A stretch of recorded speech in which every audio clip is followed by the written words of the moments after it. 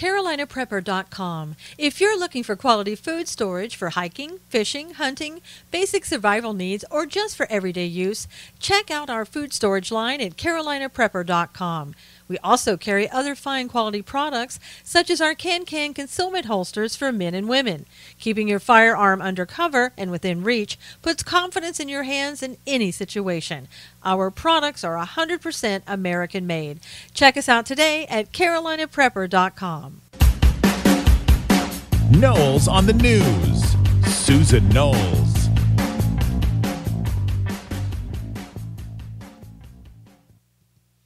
And welcome everybody to Knowles on the News. How are you today? Hope everybody is doing well. We certainly have had a lot to keep us busy. As always, it seems that the news is never calm. And for some people, that's a good thing. For others, it's kind of like it's too chaotic. Let's do something else. Let's slow it down a bit, shall we? I want to talk first about the people in Florida and Texas. We had a lot of prayers for you guys. We still hope that everything is going well. I know that Harvey, people down in Houston still need help in certain areas. We certainly don't want to forget them. We don't want to just say, well, the hurricane's over, we can all go home and forget about Texas and forget about Houston. And that's just absolutely not true. They're going to be dealing with a lot of stuff down there with mold, sewage, other things that have gotten into the system down there that they didn't anticipate. I'm sure they'll be dealing with for a long period of time. And we can't go away from that and forget about that. We wouldn't want them to forget about us as well if anything like that happened. Also want to say that for the people in Florida that have dealt with Irma that has since moved on, thankfully, a lot of people who were spared on the east coast of Florida, a lot of people on the west coast got it really, really bad. We want to just tell you that we are still with you. We're still thinking about you. We're still praying for you. I don't know about you, but I think I prayed the hardest I ever prayed for people during Irma because it just looked so bad. It looked like it couldn't get any worse than a 5, but thankfully it went to a 4 pretty quickly, and that's not too much difference, I know. But I think it could have been a lot worse. And I think Florida, looking at what Florida did, in my opinion, and I'm not somebody that works with this type of thing. I'm not an expert on knowing, when people should leave, when they shouldn't leave. But in looking at Florida, when all of those people left and got out of the area, I think that was a much better idea than what the mayor of Houston wanted people to do. And again, I'm not going to second guess him. I'm just giving you my opinion. I just think with most people out of Florida, especially in the Keys, a lot of lives were saved due to that. Because they're saying that down in Florida Keys, at least 25% of the homes, now this is according to FEMA, 25% of the homes were destroyed down in the Florida Keys. So imagine if those people had stayed in those homes and tried to wait out the storm. The pictures that we saw coming from Miami, Jacksonville, I've never seen so much water. I can't imagine if a number of people had stayed there and tried to weather the storm, what we would have been looking at. And contrast that with Houston, where people were having to be rescued out of their homes. I don't know how many rescues that the people in Houston did. I know people from Arizona VOP, the homeless veterans on patrol that I know that went down to Houston. They were helping in those rescues, and look how many that we saw on TV. It was just endless amount of people being rescued off the top of their homes, pets being left behind, pets being out in the water, in practically in trees because the water was so high, and being rescued by people. And I think, predominantly a lot of that is just because a lot of people decided, well, I'm going to listen to the mayor, I'm going to stay behind, I'm going to protect my house. And that didn't work out so well. And you can understand why people would want to stay behind. Look at Florida. Pathetic, some of the looting that we have seen going on in Florida. and not looting for food, not looting for supplies that were needed because people were fearful of dying. Unless you're fearful of dying of not having enough sneakers or gym shoes, then that's not why people were looting. I mean, people, you can watch as people were coming out with their gym shoes, boxes upon boxes of shoes from stores that they had looted. While people's lives were at risk in Florida, these people didn't seem to care. All they seemed to care about were themselves and the shoes that they wanted. So we saw the best of people, mostly I think in Houston. We saw the worst of people in Florida, and that could just possibly be because there were people out with their cameras in Florida and happened to catch that, and maybe there was looting going on in Houston. But I think in Houston people know that they have weapons, and so if you come into their store, you might get more than you bargained for. I think that was the difference, honestly. But to see that happening in Houston, in Florida rather, it was just appalling. Now, I did hear of one story, and I have to be, trying to equally balance this here, in Houston where this one woman, an elderly woman, was floating around on the water that had come into her house, and she had died. And a guy was in there looting her home as her dead body was floating around. Now, that's pretty pathetic. You have to admit, no matter how you look at it, that's pretty pathetic. So I hope at least some people learned something from Florida and Houston, and it wasn't about looting. I hope that they learned that how much people were compassionate and loving and caring to each other. We saw that, endless amounts of that, where people were taking care of each other. They weren't waiting for the government to come in. And I think in many instances, had they waited, for the government to come in, they may not be here. And so they went out and did it themselves. And again, the group, the VOP from Arizona, the homeless veterans, they went down to Houston. They also drove over to Florida without any rest at all. They actually set up their staging in Georgia for Irma. And they, continuing to help people there. They didn't wait for the government to come in and say, let me tell you what to do. They went ahead and set up for the locals there and taught the locals how to prepare for something like this. Now, the one thing that I'm hearing out of Houston and Irma that is just more appalling, I think, than most other things that happen, maybe even more so than the looting, because these people are a nonprofit organization that I'm hearing about, and that's the Red Cross. Now, I don't know if you give to the Red Cross. I can tell you for sure I will never give to the Red Cross ever again by the allegations that I'm seeing. Some of it from the group that went down to Houston. As I said, they set up a staging area. And according to my understanding, the Red Cross came in and basically said, hey, we're taking over. They commandeered the donations of private donations. They did the same supposedly at a church, at other churches. They just went in and said, hey, we're taking the stuff. And then they started, according to one woman who had a Facebook post up, they started selling those donations that they had commandeered. Now, it's bad enough that they went in and got the donations.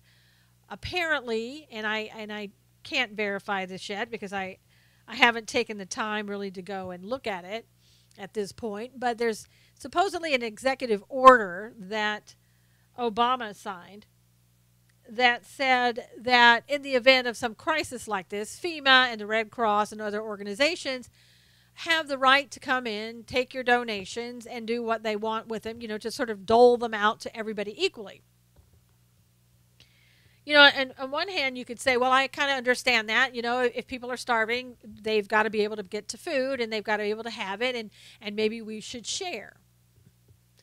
And that's hard for you to say that to private individuals. That, we're always talking about prepping and being sure that you have enough food. I have a commercial that you saw at the beginning from CarolinaPrepper.com And that's what they do. They sell you the food in order to have when something like this, like Irma or Harvey, happen. And so you're going to tell me that people like the Red Cross and FEMA may have the ability. Now, I don't know this for sure. Do they have the ability to come into your private home and take your goods? And all I can say is, if this is true, if there is an executive order out there that gives them that right to do that, then we need to alert President Trump to this order and this executive order, and he needs to terminate it, because that's ridiculous. And it's hard to believe, and you're not going to hear that in the news. You're not going to hear that the Red Cross went in and took donations from churches and other individuals and started selling it for a profit for themselves. And you're saying, well, but they're nonprofit. They profit for themselves? Well, their executives get paid big bucks. So I guess they need money, right?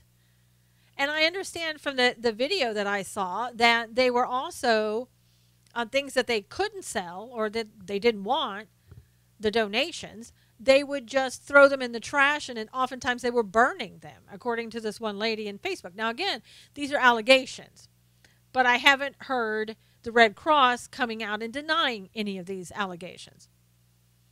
And in fact, another thing that I heard about them, I don't know if it was better or worse. I mean, you take your pick. But a Houston mayor came out, and he was begging people, please, don't ever give any money to the Red Cross, because they take your money. They take your donations. They don't spend the money wisely. I mean, I don't know. I've heard people say anywhere from maybe 10 to 20% is all that goes towards donations. And some have said even less than that. Why would you want to give your money to somebody like that took that big of a percentage of the donations that you give them? And that's the only thing that they give to people. That's not what you want your money and how you want it spent. You also don't want them commandeering other people's donations and selling it for themselves, I wouldn't think.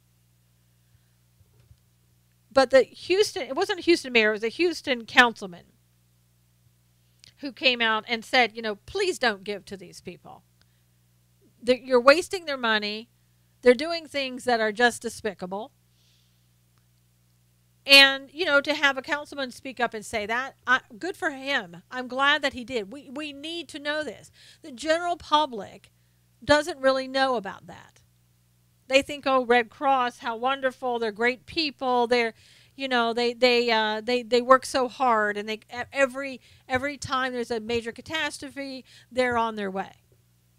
Well, how would you feel about knowing that people and I believe it was in Florida, may have been in Houston, but one of the two places, and this may have been in Houston. It doesn't really matter. It's verifiable.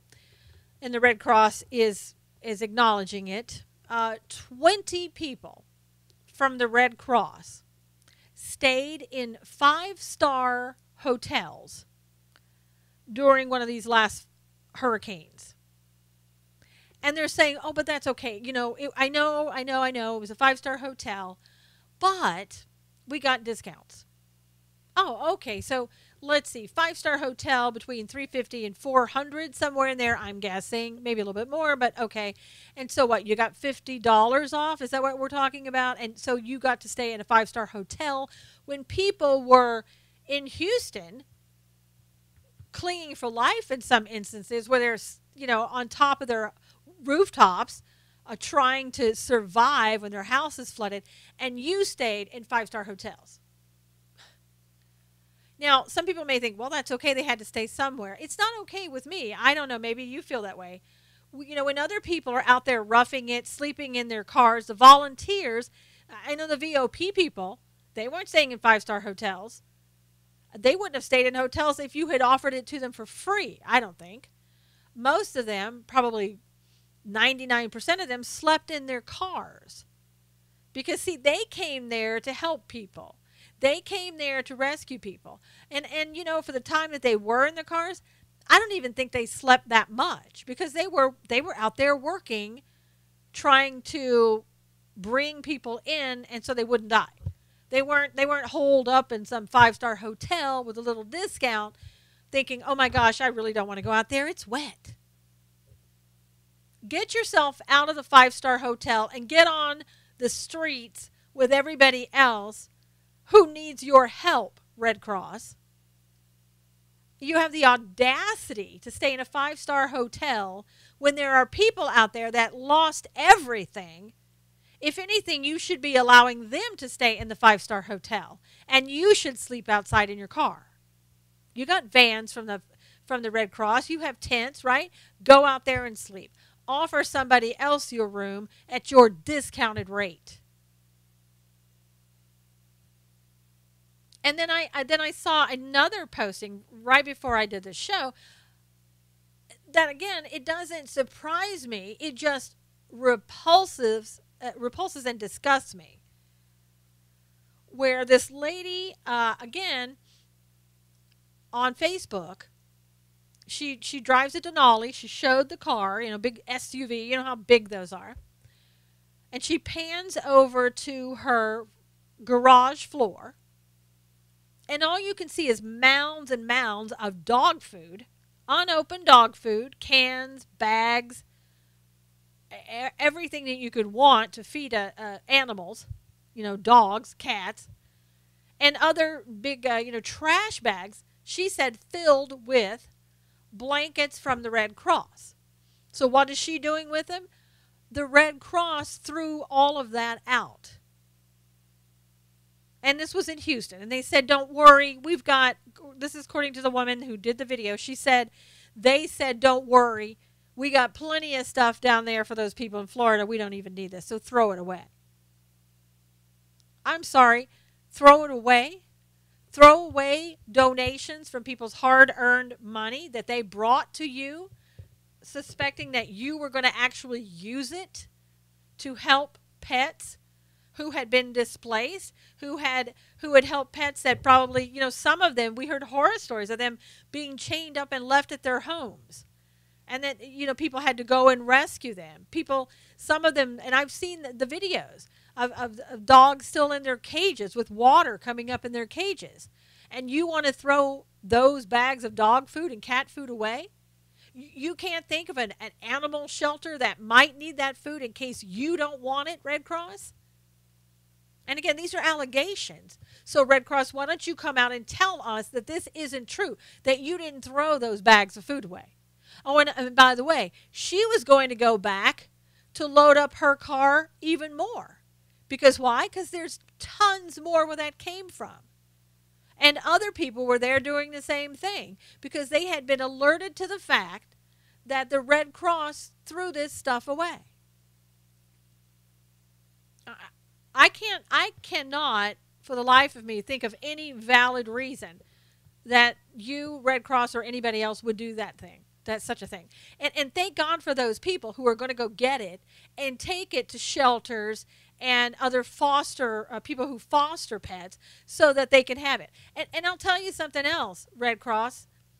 You remember those pets in Houston that were flown out of there, out of the shelters there, so that other places like San Diego and other communities could have those pets because they needed to make room for the ones that the owners in Houston had left back at their homes, so hopefully to reunite them. You could have sent that food to those people that were flying those animals out of there. But you didn't think about that because why? Because you got a 5-star hotel to hold up in. What's there to think about? What's there to worry about? What's there to care about when you have accommodations like that? Shame on you. Shame on you. If that's true, Red Cross, shame on you. And I'll tell you what, you will never get another dime from me. When I was 12 years old, I volunteered at the Red Cross. And when people would come in for blood donations, I was there sitting there, volunteering. And probably, you do good work with your blood donations. But I'll tell you, if these things are true, you don't do good work when it comes to helping people in natural disasters. Perhaps you should turn that over to somebody else who won't sit in a 5-star hotel and pay discounted prices, whatever that is, $300, $200, whatever you paid, it was too much to house 20 people in a 5-star hotel. And that's only one instance that we know of. Let somebody else do it. You know, maybe there are some people out there who are sick and tired of what they claim that the Red Cross has done, and they'll want to start their own organization and do it right. And I'll tell you, the VOP could do it right. They can show you how it's done. They should go around, if they had time, they should go around into every neighborhood and tell people, this is what you do in the event of a catastrophe. This is how you take care of yourself and your neighbors. This is what's needed. This is how you stage an area. But I'll tell you what, be careful when you stage an area, because the Red Cross may come in, FEMA may come in, and take what you have. And again, one more reason why we need to go to President Trump and say, President Trump, please look at this executive order if it exists, and please do away with it. We can't have this. Now, I know President Trump is scheduled to go down to Florida on Thursday. I'm sure he will do as a tremendous job as he did going to Houston, where everybody absolutely loved to see him, welcomed him, unless, of course, you're the liberal left media. And then you found everything wrong that you could possibly find wrong, even though there was nothing to find wrong. But you had to make fun of him loading trucks with food, talking to people. And guess what? Lamestream media, it didn't work. Nobody believed it. Nobody cared. Everybody saw what the president and first lady were doing and how wonderful it was and how much they cared about the people of Houston and how much the people of Houston cared about them. You know, visuals, they don't lie. People telling the president, God bless you, Mr. President. We pray for you all the time. You know, be careful, blah, blah, blah, blah. You know, on and on and on. Just great things that people were saying to this president. That the mainstream media, I'm sure their heads were spinning that day. Just like, oh my gosh, do we really have to show how much people love him? We don't want to do this. Too bad. You had to do your jobs that day. It didn't work out for you, but oh well. And I think also we can't forget the people in the Virgin Islands. I saw reports from there. They were devastated. They either lost a home or a home was partially destroyed because of Hurricane Irma that came through there. So they are hurting. They need our prayers. They need our donations. Hopefully they don't have the Red Cross down there helping them. They actually have somebody else that will come in and help them. FEMA is probably there. I don't know that FEMA is enough to help them. Probably other donations need to be sent there.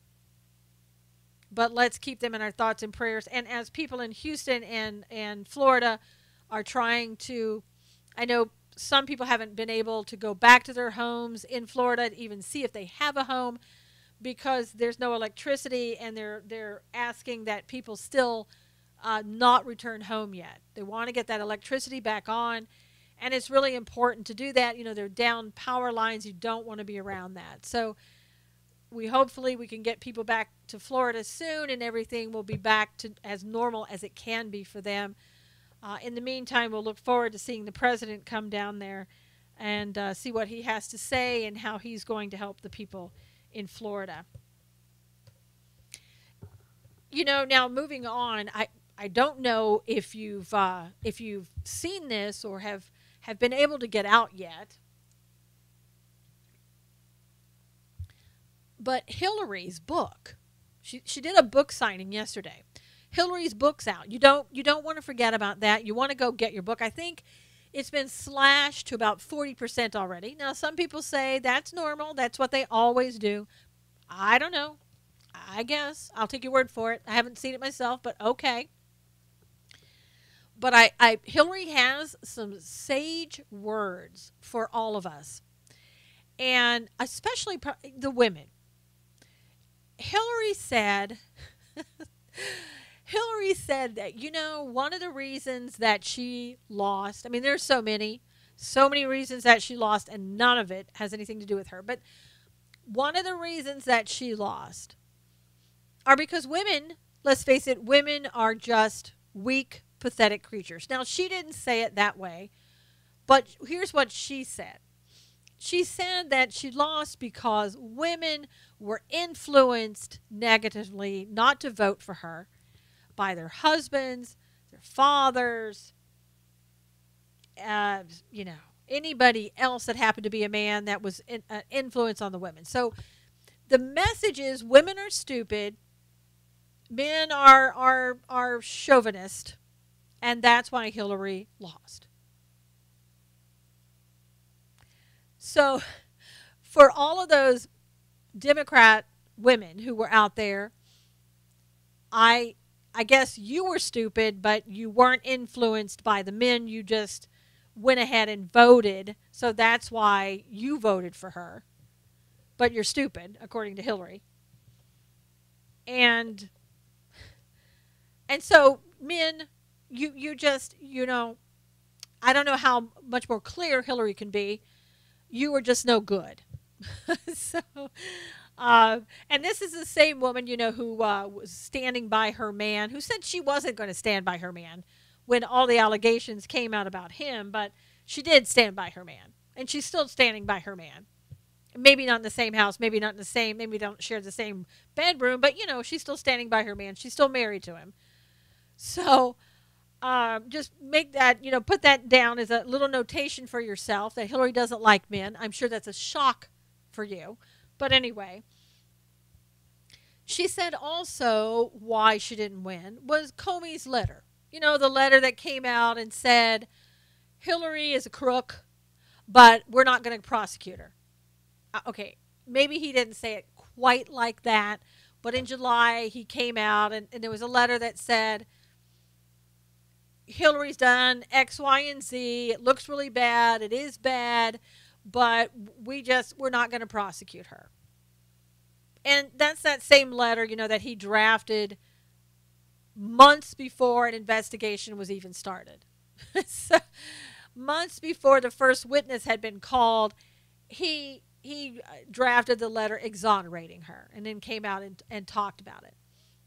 So if it weren't for stupid women, horrible men, and I'm thinking Hillary thinks that's across the board, men are just horrible, and for Comey's letter, she would be president today. Now, she wasn't finished there. She also said if it weren't for Bernie Sanders, then she'd be president today. So let's recap that. Stupid women, horrible men, just by virtue of being a man. Comey's letter, another man, let me point that out. And Bernie Sanders, another man, let me point that out. If it hadn't been for all of that, and I'm sure I'm leaving out something, there's got to be more, she would be president of the United States. Now, the only thing they think she left out was the big bad wolf. But again, I could have missed something. Maybe she said that somewhere along the line.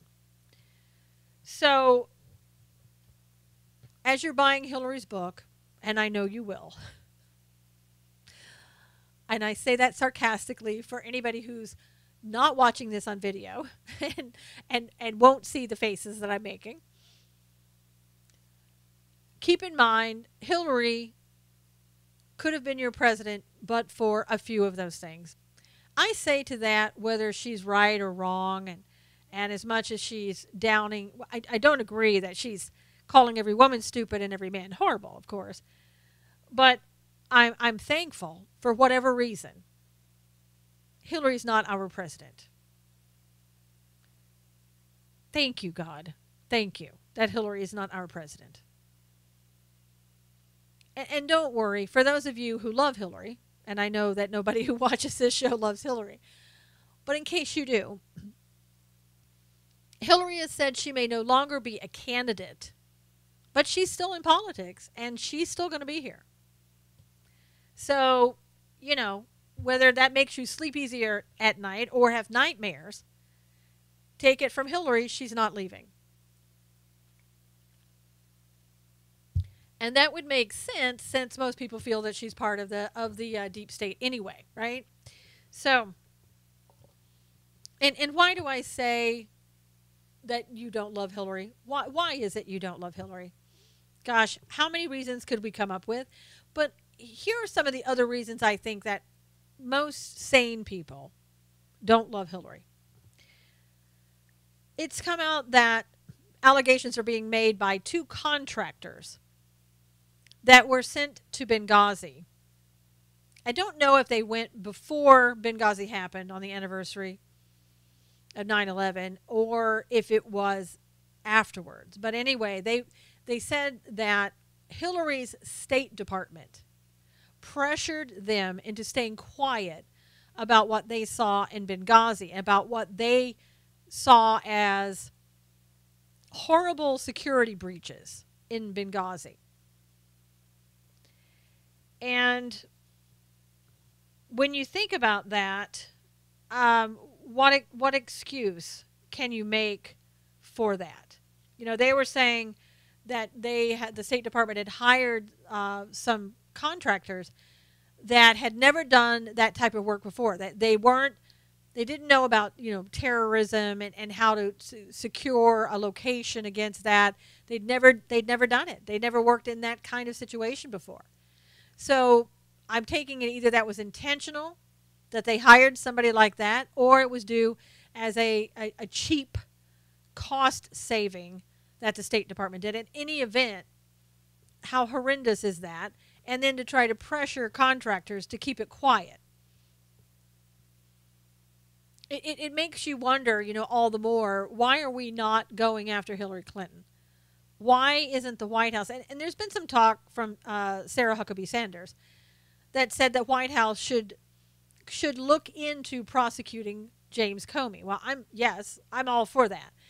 But when you're going to do that, you need to do everybody else at the same time.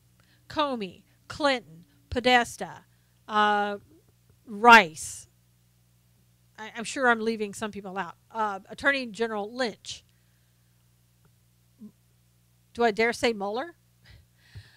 But I think that we need to stop sitting back and saying we should, we could, it'd be great. We need to start doing it. I mean, I don't know if the DOJ, the president, what they're waiting for. Some people have said the DOJ and the FBI, they're not going to go and look into this, into Comey or Clinton or anybody else, because, you know, their hands are dirty too. These are the people that, you know, the Obama leftover people. They're covering up their own dirt. And so we're not going to see them going after anybody. I mean, how could you have an investigation? Who would you get to do an investigation? What special counselor would you get? I mean, look at Mueller. He's loaded with conflicts of interest. And yet, here he is as a special counsel, still going after person after person after person. I mean, who are we going to go after next week? Anybody but someone associated with Hillary Clinton or the Democrats. They're going to go after anybody that they can that doesn't have a connection with the Democrats. And I just saw some breaking news that Michael Flynn's son now is subject of the federal investigation into the Trump Russia probe. Michael Flynn's son. Again, we've heard Manafort, we've heard Flynn, we've heard Donald Trump Jr., we've heard now Flynn's son. Who else are we going to drag in there to keep this farce going about a Russian collusion, which, by the way, Hillary Clinton said she's absolutely sure that there was collusion between Trump associates and Russia. So there you have it. There you have it from the horse's mouth, and yes, I said horse's mouth, that she's already decided the case. And you don't think that, you know, Mueller's out there trying to find anybody and anything he can? I mean, really, as I've said before to you, they're going to find somebody guilty of something, because otherwise it's going to have been an investigation with loads of money being spent and no quote unquote positive outcome for Mueller. So whether it's Manafort that's going to take the fall or Flynn, I don't know which one it is. But it's a farce. And, when Bannon was on the other night on with Charlie Rose on 60 Minutes, my God, Charlie Rose. But Charlie Rose, of course, had to bring up, the Russia-Trump well, he didn't call it collusion. He said the Russia-Trump investigation. And Bannon spoke up and he said there's no Trump-Russia collusion. Oh, wait a minute, Charlie Rose. No, I didn't say there was collusion. That was never about a collusion. That's not why the special prosecutor is there or the counselor is there. It's to talk about the Russian interference. Really? Well, Charlie, maybe you better talk to Mueller because he's looking at collusion. You're talking about the Russian impact on the election. We've gone far beyond that as far as Mueller's concerned. I mean, we're looking at anybody and everybody and their sister that had to do with some possible collusion. We've gone past, did Russia interfere with the election? Here, let me ask this question. Did Obama interfere or try to interfere with the election in Israel with Netanyahu? I know I bring that up, but it's worth bringing up every time because that seemingly was absolutely perfectly fine.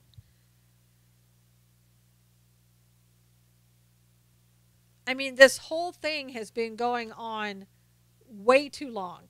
Far, far too long. It's a waste of taxpayer money. But if you don't want to waste taxpayer money, then let's talk about the Hillary Clinton, the emails, the Hillary Clinton Foundation. Let's talk about Comey and what he did. Let's talk about the tarmac meeting out there with Attorney General Lynch. And you know what I think? I don't think we're going to. I don't think we're going after them at all. I think we're going to ride out what's happening here with Mueller, see what happens there, and then we're just going to move forward. I really do think that that's what's going to happen. We're not even going to go back and question anything about Benghazi, about what the contractors have to say. Teflon Hillary, she just each time ends up on 2 feet. When everybody else, seemingly goes down, everybody else is put under the microscope. What's she doing? She's out pushing a book on the anniversary, the day after, and I don't know what she was doing on the day of, but on the anniversary of 9/11 and Benghazi. So she, right around that time, whether it was on the exact date or the next day, she's out there pushing her book.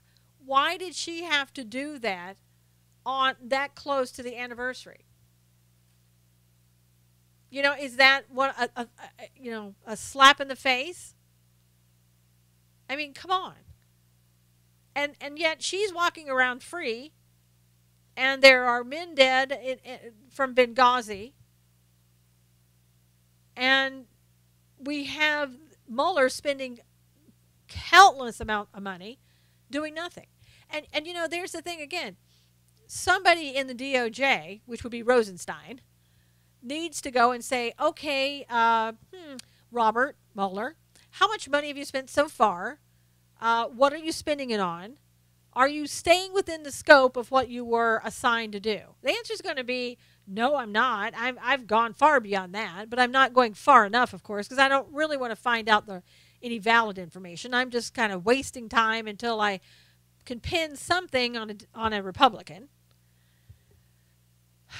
And somebody needs to call a halt to what he's doing. Now, nobody's going to call a halt because it'll look like a conspiracy. Oh, it's just the Republicans who are trying to stop the investigation. So we could potentially have this investigation going on 4 to 8 years. I mean, we really could. Do you see any end in sight to this investigation? I don't. Each day it's something new, somebody new. One more thing. I mean, when are we going to bring in the tooth fairy to find out how much he or she knows about a Trump-Russia collusion, if you are not Charlie Rose, who's looking only at an investigation as to Russia interfering with the election?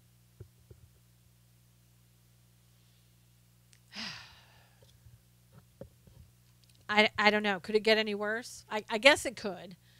But I mean, this is just insane. And then we have Republicans now in Congress, who I think in some ways, and deservedly so in a lot of respects, are kind of being shamed into doing their jobs. Shamed into getting something done. And shamed into it mostly, I think, by the president, who I think is just tired of seeing the Republicans do nothing. And what am I talking about? Well, with DACA, the Dreamers Act. When President Trump went in and said, getting rid of the executive order, I'm rescinding it, but you've got 6 months, Congress, to put something together for DACA.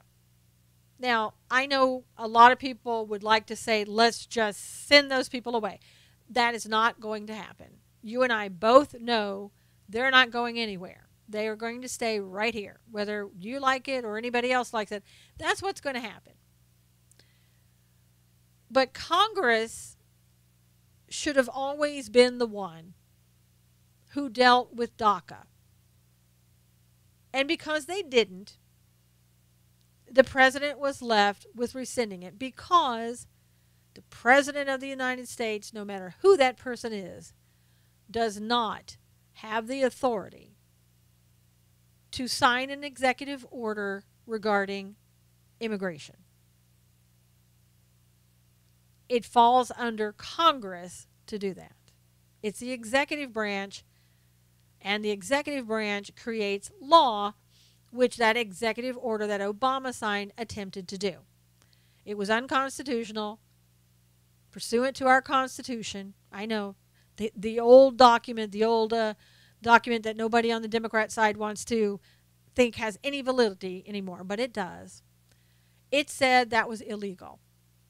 And so, again, Trump got flack for it because he rescinded it. Everybody, oh, you just hate people, President Trump, that's why you did it. No, he did it because it wasn't a lawful order in the first place. But nobody cares about the lawfulness versus lawlessness conversation, right? We don't care. I know you do, but liberals don't care. So what did President Trump have to do? Well, a lot of people thought it was like making a deal with the devil. Going out there, reaching across the aisle to the Democrats and getting the debt ceiling limit increased for a short period of time, working that whole deal out with the Democrats. Now, I don't know if there was something else that was talked about, and we'll find out what that deal was made in addition to getting extra time and all that. I'm fearful that there may have been something that was promised, given away. I don't know. But what you saw, the reaction from the Republicans were, oh my gosh, this is horrible. Why did you do that? Why did you talk to the Democrats? Well, you know why? Because you weren't available to talk to. You know why? Because you had reached across the aisle so much so that you were inactively doing zero, zilch, nothing for the past 8 years and longer. So you aren't going to do anything. He knows that the American public is tired of sitting here waiting to find out what you're not going to do. And so he wanted, meaning President Trump, wanted to see something positive come out of everything. And one of the things that he may have given up in that whole deal was not to tie DACA to his wall. And I don't know that if that's true, I don't know that I like that, because I want that wall built. I don't care if you put I do want a structure, and I want additional people down there and electronics and drones and other things that will prevent people from sneaking across the border and coming into our country illegally. And I think it would be great to have that done before we decided anything about DACA. But I don't think that's going to happen. And that wall is going to be built one way or the other. I mean, if you and I have to donate $50 a piece to get a brick down there, I think probably the American public, even though we've paid taxes, we'd be willing to pay a little bit more to get these walls built. Or this wall. And it's going to be for a long wall. But I'm hoping that amnesty doesn't come out of DACA. If that occurs, if they make these people citizens. And you have to remember, people, oh gosh, these poor kids. No, they're no longer children. They're probably about 25 years old. They've, I don't know their ability to become a citizen, but they certainly, I think, had an ability to get, well, they already had green cards, some of them, and become legal residents. So, you know, I mean, what do you want beyond that? They would probably say citizenship. And if they're doing that, then of course that's going to mean that even though they came here illegally, not by their own fault, and I get that, they're still here illegally by their parents' fault. If they become citizens, then they've stepped in front of everybody else who came here legally waiting to get into this country. That's not fair. That's not fair. And if they become citizens, then as I said, I think it was last week, I said to you, their parents and other relatives are also going to become citizens of the United States. Now, some of you are like, well, that's great. I don't care. That more citizens, the better. Amnesty is not something that we should embrace. What we should embrace is, if you know, having immigrants come to this country, and I like, I think it's Senator Cotton's, RAISE Act, where you come here if you have the right skills, you can take care of yourselves, skills that we need, et cetera, et cetera. So that would be the way to do it. But just having people that are here and saying, okay, we're just gonna give them citizenship, that guarantees you will never see another Republican president in office ever again, as long as you live. And that will mean, again, that people have cheated others, robbed others of their place in line in order to get there. So DACA the way it is, or the way it was when you were talking about getting it renewed every 2 years, I don't know. Maybe it wasn't so bad looking back on it, right? Maybe we should have just left well enough alone. But again, the president did not have the authority to do that. So to me, they're going to be doing something different, because they didn't just say, well, we have DACA right here.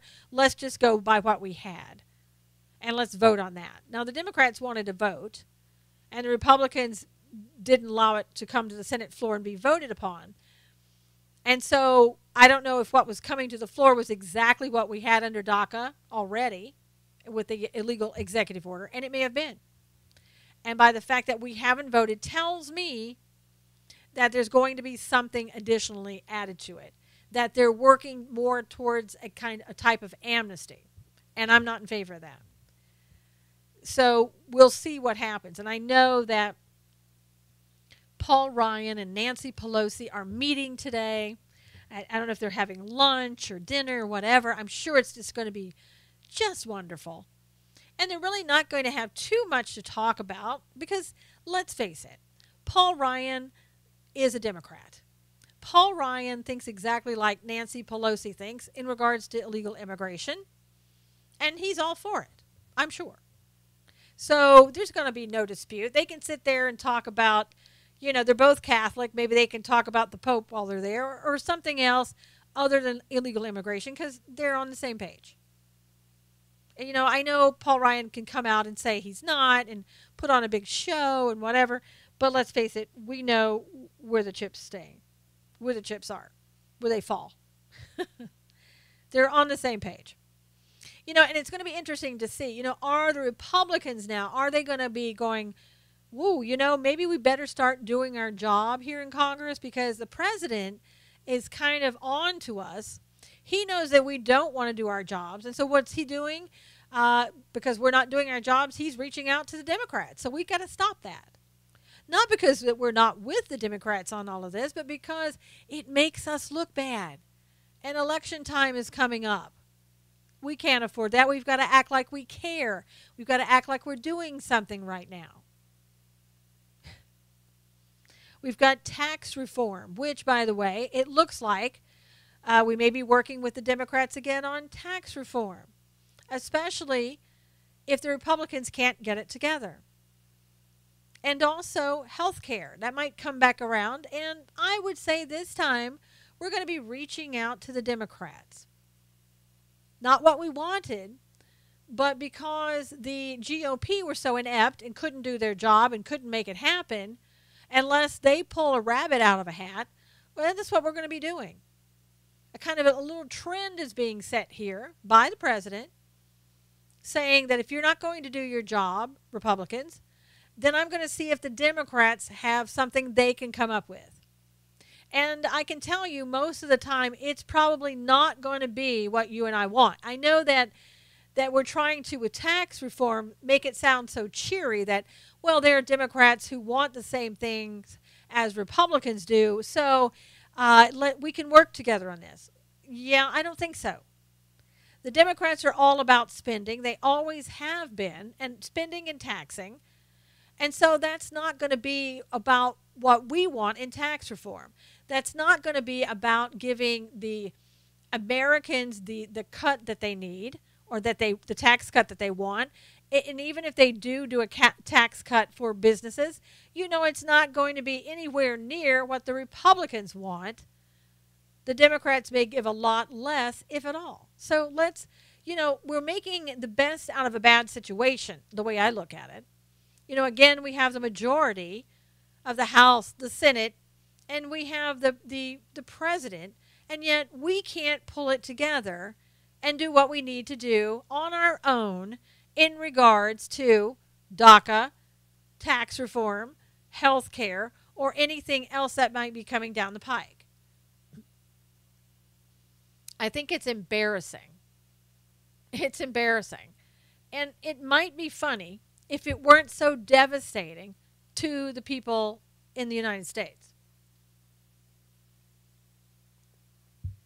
So I think the president probably did the only thing that he could do in the situation that he's in, and that is try to wake the GOP Congress people up. And he's a negotiator. He wants to see things done, and he's getting things done with or without the Republicans. And that, again, it's a shame. It's a shame that we're in this position. Absolutely a shame. But that's where we are. But, again, we can't forget who the Democrats are. We've seen over this past week who they really are. The liberal Democrats, people like Feinstein, people like Durbin, who sat there and talked to an appointee looking to become a federal judge. She's Republican. She's Catholic. And what did they do? They had to bring up the fact, I don't know about you, little lady. And, of course, they didn't say little lady, but they might as well have. You're Catholic. You're Christian. And there's a concern about your dogma. Your dogma. When you read your speeches, the conclusion one draws is that the dogma lives loudly within you, Feinstein said about Professor Barrett from Notre Dame. Your dogma. Christians, are you listening? Because whether you're Catholic or not, this was directed at you too. Your belief in the Bible is dogma, okay? So you better listen up, and you better see what's coming on. The same type of questioning did not happen when we had Roberts and Sotomayor, who were both Catholic. Nobody said to them, your dogmatic Catholic Christian beliefs here might not work out so well for us. Nobody said anything like that. So why all of a sudden the change? Well, the change is, and it wasn't all of a sudden, the change is that way back then, we weren't there. We weren't going and talking to people about their Christian beliefs and and saying, they're dogmatic. That only happened sort of under Obama, where Christian beliefs were kind of put down, and we started talking out against them. And now as Christians, if you want to talk about your Christian beliefs, then you're going to have to expect to know that people are going to go, woo, that's politically incorrect. So now Christianity is getting equated with politically incorrect, right? So why do we have that? Well, this guy down in Dairy Queen, who's a franchisee owner, did it best. He put a sign on his door years ago that said, look, I'm a Christian. There's going to be Christian music playing in here. And see, somebody complained about the Christian music. That's why he had that on the door in the first place. He goes, you're going to think I'm politically incorrect because I got Christian music playing in here. We say Merry Christmas, Happy Easter, God bless America, God bless our troops, things like that you may find offensive. We don't, and we're here. But I want you to know that if you come in here, you're going to be subjected to that. And you may not want to come in here. And that's okay. If you don't want to come in here, it's fine. And I'll even accommodate you. If you want to come here and you don't want to know anything about God or Christianity or anything else, I'll accommodate you. I'll help you come here and buy something. And you won't even have to be exposed to God at all. Now, maybe some of the Democrats from the Senate should have gone to Dairy Queen and learned about that and ordered some ice cream and just sat down and let their dogmatic beliefs about Christians go. I don't know, but I'm just saying we as Christians have got to stop being silent. We have got to stop allowing ourselves and our beliefs to be equated with political incorrectness. There is no way that should ever be something that is said about Christianity or equated, put together in this country ever again. Be careful, be mindful, I should say, I guess, watching what happens in the Senate and around America. As we see more and more, what I see is Christian persecution going on. It's very subtle right now, but that's how it starts, and it gets bigger and bigger. So you have to keep your eyes and ears open for those things that are happening, because when it gets too big, then it's too late. We Christians have to stand up and talk about it now. So I thank you so much for being here today on Knowles on the News. Let's continue to pray for those who need our prayers. In Florida and Houston, we haven't forgotten you. We know that other Americans know about you, remember you, have prayed for you, and are not going away. President Trump will be there to visit you tomorrow in Florida, and I know you will greet him and be happy to see him, as well as everybody else has in Houston. So until next time, God bless you. Take care. We'll see you again next week on Knowles on the News. Take care.